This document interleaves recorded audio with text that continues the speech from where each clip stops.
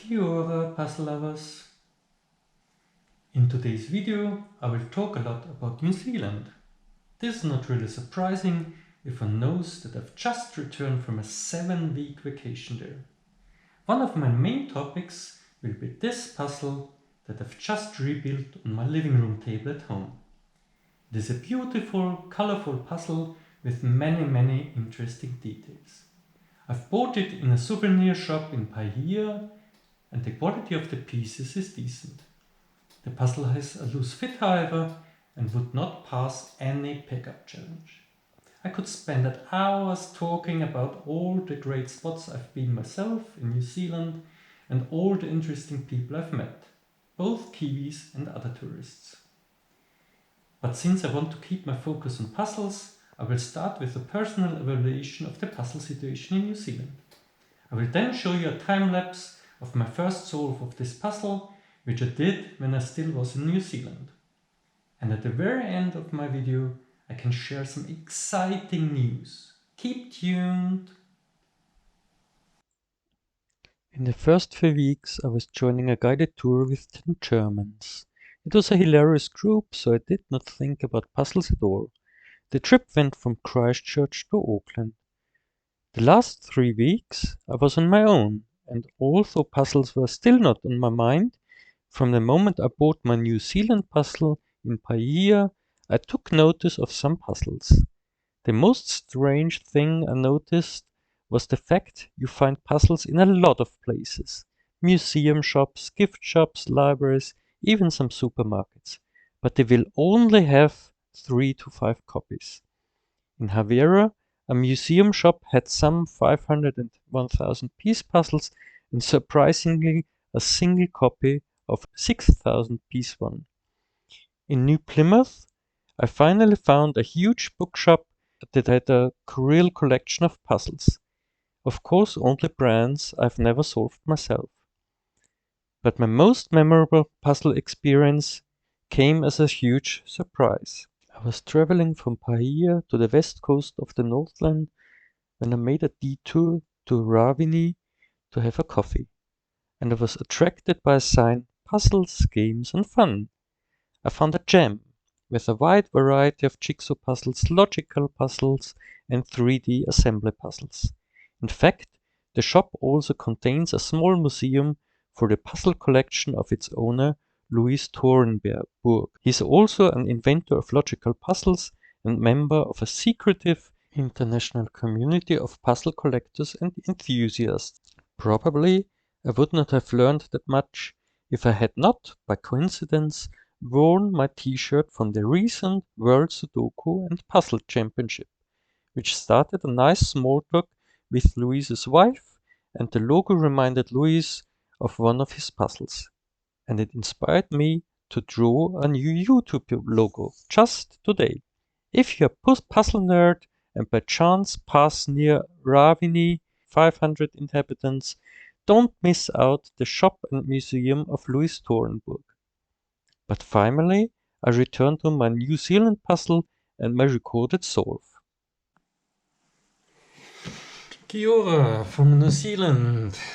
I will try to solve this nice little puzzle. I'm in New Zealand at the moment, exactly in Rotorua. Please apologize the pronunciation. I will unbox this video. It is 250 pieces and should perhaps fit to this table in my nice motel where I'm staying at the moment. And I will try to finish this puzzle as fast as I can.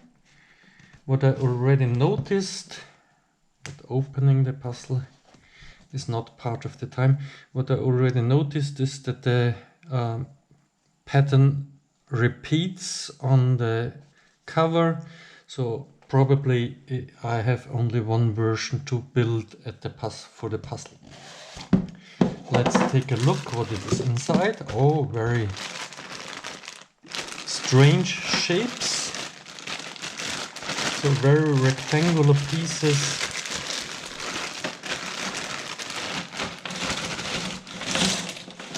which should make it easy to determine the orientation of the pieces. Let's get to start. If you have watched this video very carefully, you might have noticed that inside of the box there is a poster. I used it when I rebuilt the puzzle in Vienna, but in New Zealand, when I built the puzzle the first time, I just didn't look inside and I never noticed that there is a poster available. That made it a little bit more difficult, as I did not know where the left and right border of the puzzle is. As I already mentioned, the picture on the box repeats itself, and I also had no idea how large the picture was, so I was not sure how much space I could use, and in fact on the left I just put a large pile of pieces. I did not turn them over, and I did somehow do a little bit of mixed technique. It's a little bit of build as a sword or build as a rumble. So I just find some pieces on the left that look nice, and since the picture is that unique and colorful, it is almost possible to place every single piece on its correct spot right away. At the moment I have already connected more or less the whole puzzle, and you can watch me finish the last few pieces in real time. Have fun!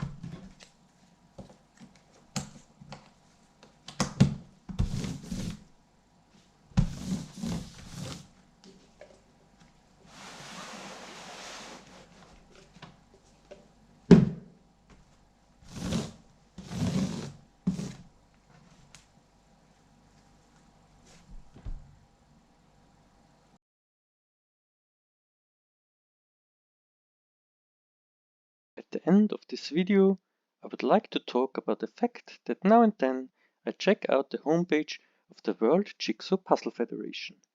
There are already a lot of participants of the upcoming World Championship. 6 of them are from Austria.